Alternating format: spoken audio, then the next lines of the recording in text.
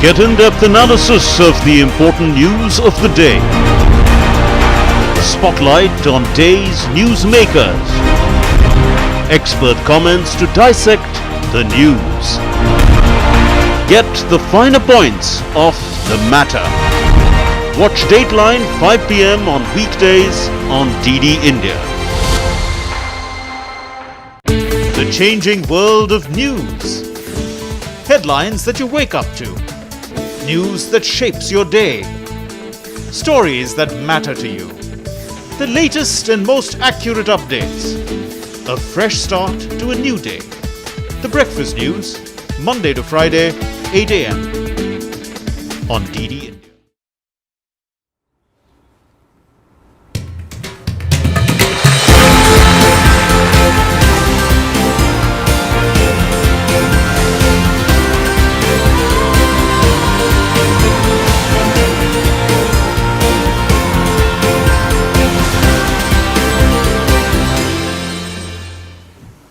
Hello and welcome. You're watching India at G20. On the show today, we look at the takeaways from the first day of the second G20 Global Partnership for Financial Inclusion meeting that got underway in the vibrant and culturally rich city of Pearls, Hyderabad today.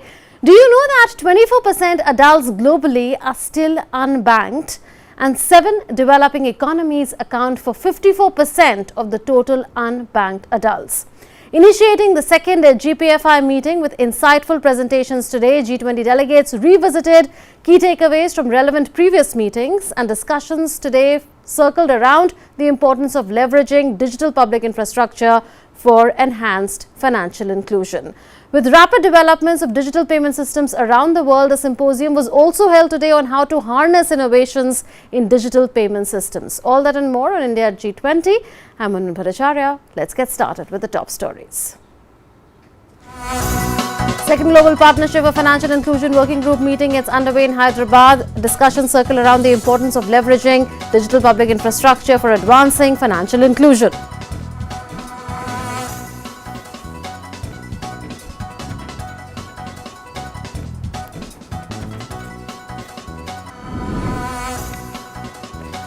With rapid developments of digital payment systems around the world, symposium organized on harnessing innovations in digital payment systems and the role of stakeholders in designing the payment digital public infrastructure for inclusive growth.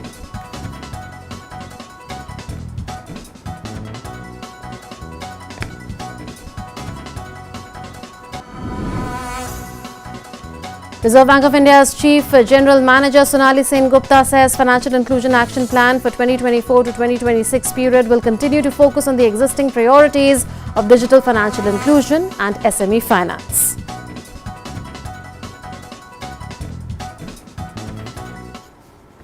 Day one of the Global Partnership for Financial Inclusion Working Group meeting under G20 started in Hyderabad with discussions on leveraging digital public infrastructure for financial inclusion and productivity gains.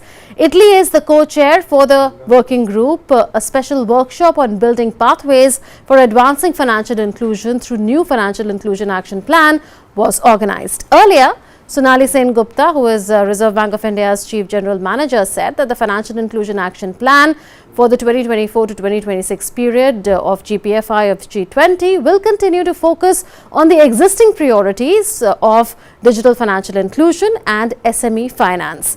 Making a presentation on GPFI Financial Inclusion Action Plan, accelerating financial inclusion in G20 and beyond, she said that the Global Findex 2021 and IFC MSME Finance Gap report has identified that 24% of adults, or 1.4 billion people globally, are still unbanked, and 7 developing economies account for 54%, that is majority of the total unbanked adults around the world.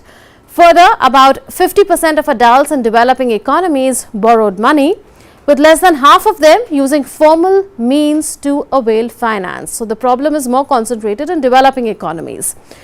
What we also know is that about 131 million or 41% of MSMEs have unmet financing needs in developing countries, and a finance gap of $5 trillion exists in developing countries.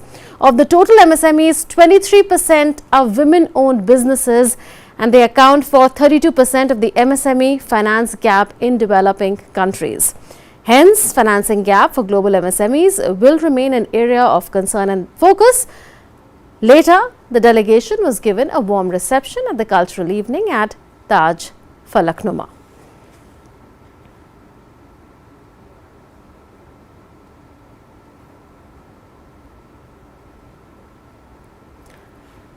So while setting the priorities for G20 presidency, India had made it clear that it will try its best to be the voice of the global south. A special side event on knowledge and experience exchange program for the emerging economies in the global south was conducted in Hyderabad over the weekend for the very first time in the history of G20. India's G20 presidency is proving to be an opportunity as well as a responsibility to encourage collective solutions and rebuild trust in multilateralism. DD India correspondent Ajay Mishra reports from Hyderabad.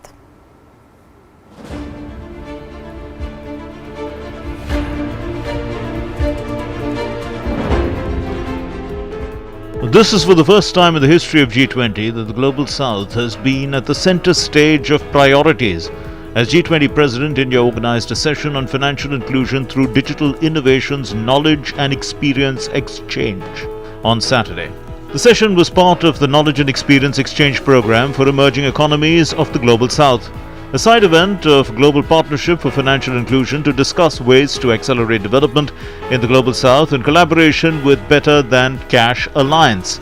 Better Than Cash Alliance is a global partnership of 80 governments, companies and international organizations that accelerates the transition from cash to responsible digital payments to help achieve sustainable development goals.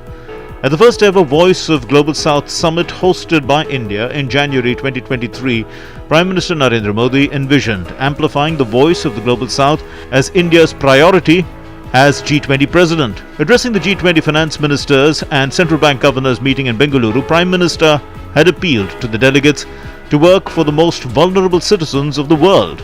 I would urge that your discussions should focus on the most vulnerable citizens of the world.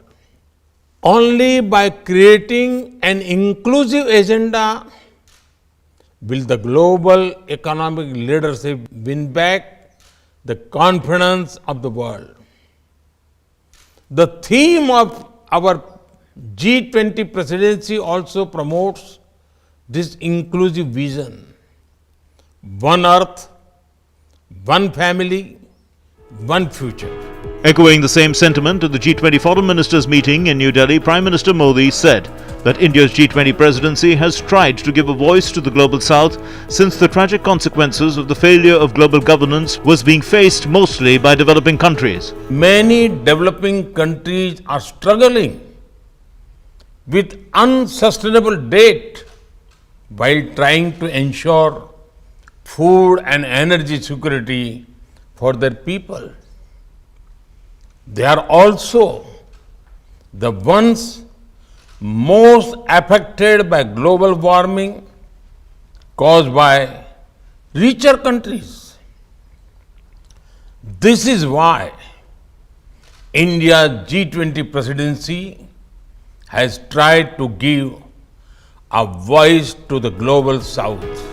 On Saturday and Sunday, the GPFI side event, Knowledge and Experience Exchange Program for Emerging Economies of the Global South, focused on role and significance of G20 and GPFI, digital public infrastructure, a digital revolution in global financial inclusion through digital innovations, knowledge and experience exchange, direct benefit transfers, re-engineering government delivery systems to reaching to the last mile, digital payments, bedrock of digital financial inclusion landscape, global interoperable digital payment systems connecting for a whole new world of opportunities, balancing innovation and risks of digital financial inclusion, consumer protection issues in digital financial services, GPFI Financial Inclusion Action Plan, accelerating financial inclusion in G20 and beyond.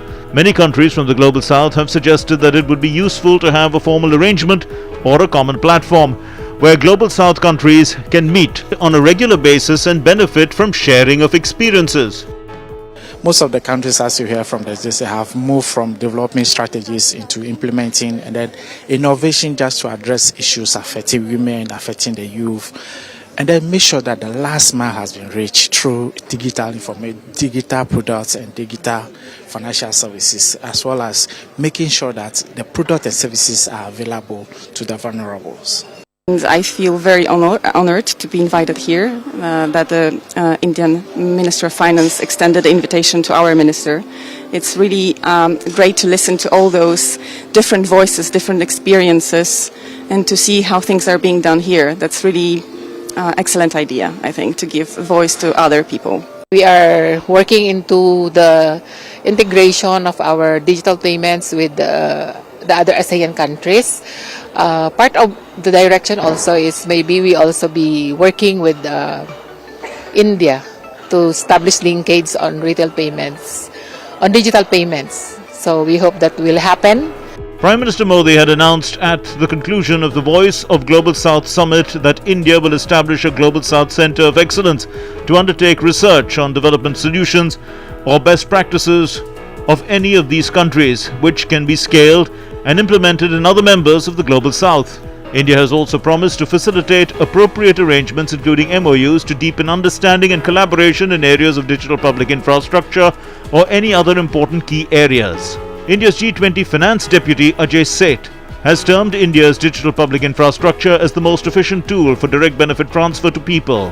One of the most path-breaking development for India has been the digital public infrastructure, which is inherently scalable, interoperable, innovation-friendly and inclusive.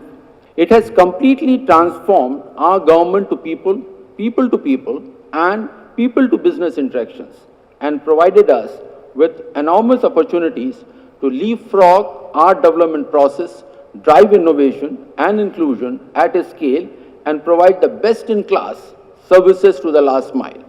The first day of GPFI, which is Global Partnership for Financial Inclusion, started in Hyderabad with a symposium on digital payments and remittances, where more than 60 countries from Global South participated and lauded India's effort from the G20 presidency. The inaugural address at this GPFI meeting started with the session on how to leverage the digital public infrastructure for productivity gain. There will also be a special workshop for Financial Inclusion Action Plan 2023. Accessibility and transition from informal to formal economy was also discussed at the Symposium on Digital Payments and Remittances on Monday. Ajay Mishra's report, DD India. A special symposium on digital payments and remittances was held in Hyderabad as a side event to GPFI meeting there, and 60 countries participated in the discussions on digital public infrastructure, digital literacy and payment systems. DD India correspondent Ajay Mishra spoke with the director of Smart Africa, which is an innovative commitment from African heads of state and government to accelerate sustainable socio-economic development and the usage of information and communications technologies. Take a listen. On the sidelines of G20 meeting here in Hyderabad on financial inclusion, India has conducted a special exchange program with the emerging economies from G20 as well as beyond G20. We call it Global South, and to talk to us we have Dr. Ralph Buna, who is the director at Smart Africa. Thanks very much, Dr. Ralph. First, about Smart Africa, what does that mean? Well, Smart Africa is an alliance of 36 member states, and those 36 member states represent a market size of 1.1 billion people. And the vision of Smart Africa is to transform Africa into a single digital market. Perfect. So how do you see this outreach program for the Global South here at G20 presidency, and what does that mean for the African nations, especially for the consortium of African nations that you are representing here? Well, let me start by congratulating the government of India for the very wonderful organization of this event. And what happened here today, it's something new, because we have more than 60 countries representing here from emerging markets and Africa. And it was very important to bring the voice of these emerging markets to this forum. So what are the core issues that you guys discussed, and where are we heading? What, according to you, where are we heading, in what direction when it comes to digital inclusion, which is your priority? Well, the title said it all. We're heading towards global partnership for financial inclusion and growth.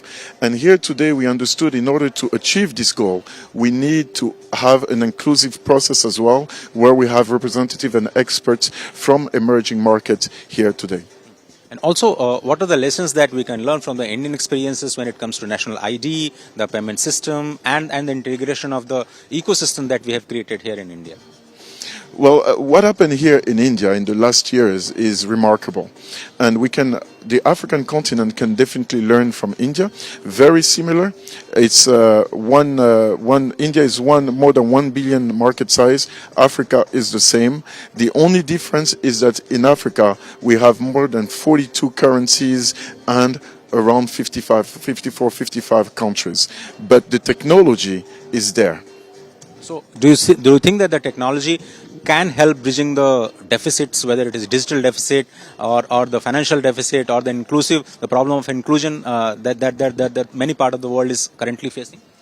Yes, absolutely. What the experience with India has shown us is like it is possible to integrate that many people. So the technology is there, but it's not enough. What you need then is, of course, clear implementation plan, and then you need the political will in order to move with this implementation plan. Dr. Al, thanks very much, and we know that you brought to the table the idea of accessibility and also the great migration which the Africa is moving from the informal economy to the formal economy, which is a key for inclusive development, not just India but for the world. With camera person Sanjeev Sharma, Ajay Mishra, DD India, Hyderabad. DD India correspondent Ajay Mishra also spoke to the Executive Vice President of Women's World Banking, Harsha Rodrigues, on the empowerment of women through financial inclusion. Harsha Rodrigues praised India's role in this direction and said that India could be a role model for other countries in empowering women through financial inclusion. Listen in. Women empowerment and development through women empowerment is one of the great priorities of G20 presidency here in India, and a very special symposium has just concluded in Hyderabad on the digital payments and remittances. And to talk to us, we have Harsha Rodrigues, who is Executive Vice President, Women's World Banking. Thanks very much, ma'am. Why it is important to include women when it comes to financial inclusion, which is one of the priorities for India's G20 presidency? We want to be productive as economies. Women's contribution to these economies is critical. Financial inclusion is a means to that end, towards empowering women to contribute productively within the economies. So, what do you do in your Women's World Banking, and to have a sense that what is the current status of inclusion when it comes to for the benefit of the women? Can you just share some numbers? Sure. So Women's World Banking is a global not-for-profit. We work towards advancing women's prosperity and security by providing them with the tools, the resources, the knowledge they need to access and use financial products and services. So as I mentioned on the panel, there's about 1 billion women in the world today that are still either formally excluded from the financial system, or they have products but they are not using them. So there's a whole lot of work that needs to be done given the scale of it. So those are the numbers. And just to have your view on the India's experience on women inclusion, because we have Mudra Yojana, we have great participation in the Jan Dhan Yojana, almost 56% is beneficiaries are from women. So what's your view on the India's progress in this regard? Sure. In the last 5 years, we had identified that India had opened a large number of accounts under the PMJDY scheme, but a lot of those accounts were unused or not engaged in. So 5 years ago, we embarked on a piece of work with a few of the different types of financial service providers here. So public sector bank, small finance bank, and payments bank.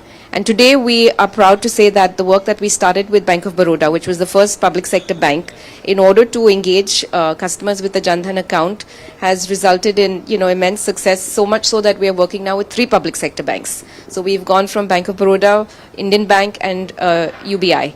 And so the point that we're doing, the focus here is working with the Jan Dhan accounts and training women, making them aware of what these accounts are, how to use it.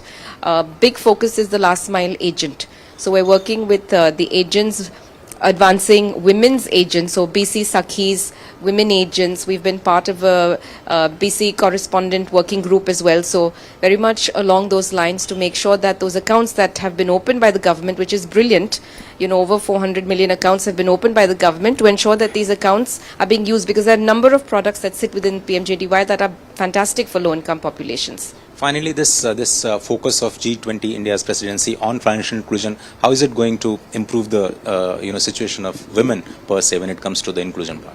I mean, India is already doing a fantastic job. There's digital public infrastructure, which is the theme of the G20. India's done a brilliant job with PMJDY, with Aadhaar, with UPI. So India is a great role model to many of the other countries that are part of the G20. But what's brilliant about this whole forum is you're seeing innovation and you're hearing about what other countries are doing. That is also amazing in terms of moving the agenda forward. Of course, there's a lot of work to do when it comes to women. We see progress as has been made over the last several years, and that continues to get made. Thank you, Harsha, for your time. Thanks very much for speaking to us. So, this focus on financial inclusion, especially the empowerment of women, is a core principle that India's G20 presidency is working on. With Sanjeev Sharma, Ajay Mishra, DD India, Hyderabad. And joining us now for Perspective is Professor Rakesh Mohan Joshi. He is the Dean of Indian Institute of Foreign Trade in New Delhi. Professor Joshi, it's such a pleasure to have you on India at G20. We are seeing each other after a long time. Welcome. Professor, there's a lot of scope of advancing financial inclusion, particularly in the developing economies. If you look at the Findex 2021 report, it says that 24% of the adults are unbanked, and majority of the adults, over 50% of adults that are unbanked, are living in 7 developing economies. Now, India is a role model when it comes to leveraging digital public infrastructure for advancing financial inclusion. How can India as G20 president take this forward? This is not a new theme. This is a continuing theme. We are seeing it in the previous financial inclusion meeting as well as in the working group on digital economy. So how can India push this agenda further? Thank you so much, Munmun, for calling me. India has demonstrated an unprecedented capability to create the digital public infrastructure, that through, free of cost, and the cheapest free of cost for the people, who are using it. Today, India accounts for 40% of the real-time digital payments, and which is, much more than the combined payment taken into consideration of United States of America, Britain, France, and Germany. So, just look at the massive scale that I think the India could create. And certainly, the entire digital platform is available to the citizens of this country, at zero cost.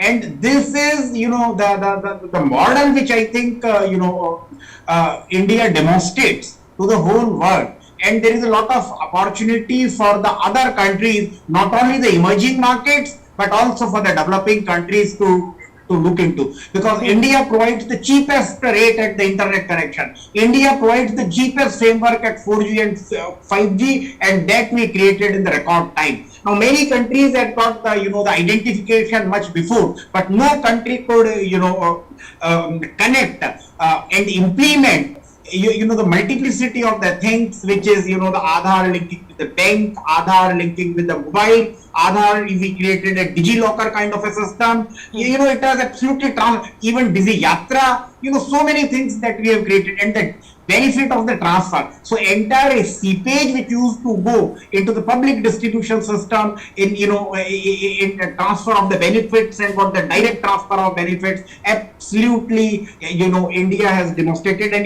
nothing succeeds like success.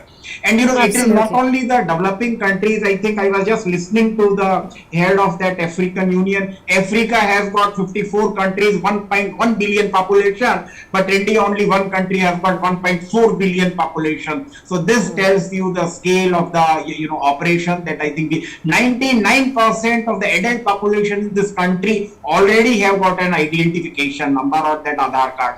So if you look into, and then India, aims to be the 1 trillion digital economy in 2025. Right. India, the beauty is, even a small seller in Delhi or Mumbai who sells 5 rupees a tea, which is 5 cents a tea in the international terms, uses the digital payment nowhere else on the world. And this is, those entire thing which was in the informal economy, we could make into the formal economy. And by formal economy, it helps us in multiple ways. Not only transferring the benefits, not only the preventing the seepages, leakages, corruption, but also in increasing the revenue for the government, which we use for the development and more what we talk of the infrastructure development. Right. In infrastructure, India, if you rank, you may find some better infrastructure in certain countries, Right.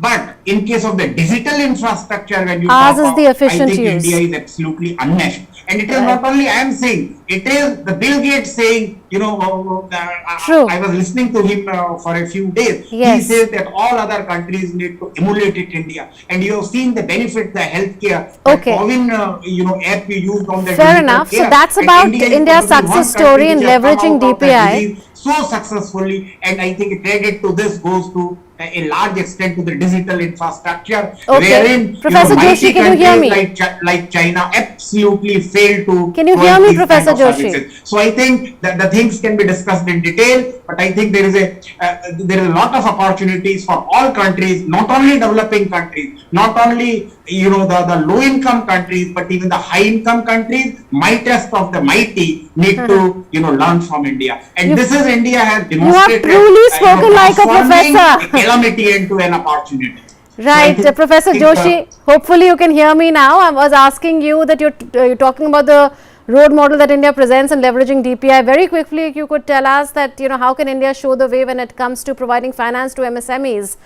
More than 40% of MSMEs in the developing countries have unmet financing needs, and there's a scope of providing them $5 trillion in terms of finance. So how do you think India shows the way to other G20 and non-G20 countries who are members of the Global South? Quickly.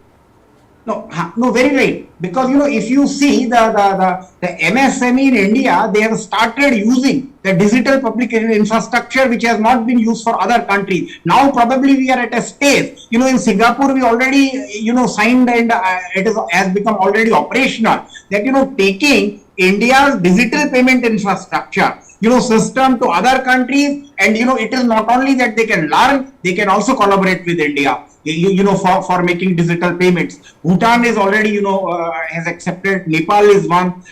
Singapore is already there. But I think there are a lot of European countries which are also accepting, and I'm very sure that it will happen fast, because India provides reliable, safe, and probably the cheapest means of the transfer of the financial transfer,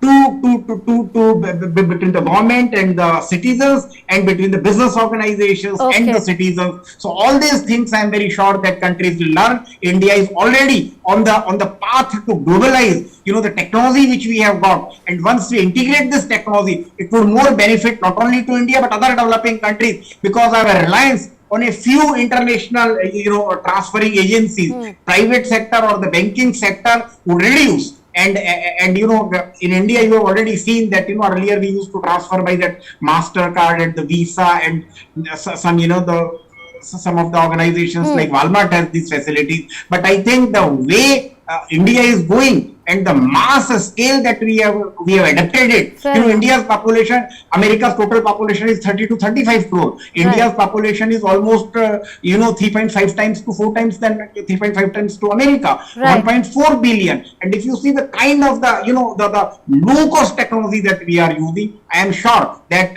not only the other organizations, multinational organizations, in developed countries will find it cost competitiveness, and it is going to be the one of the key factors or the core competencies of this country, which would make the businesses in this country very, very competitive, not only in India but internationally. Thank you so much. You've spoken really very passionately today on advancing financial inclusion through digital public infrastructure. Thank you so much for joining us on India at G20. Namaskar. That's it then in this edition of India at G20. Thanks for watching.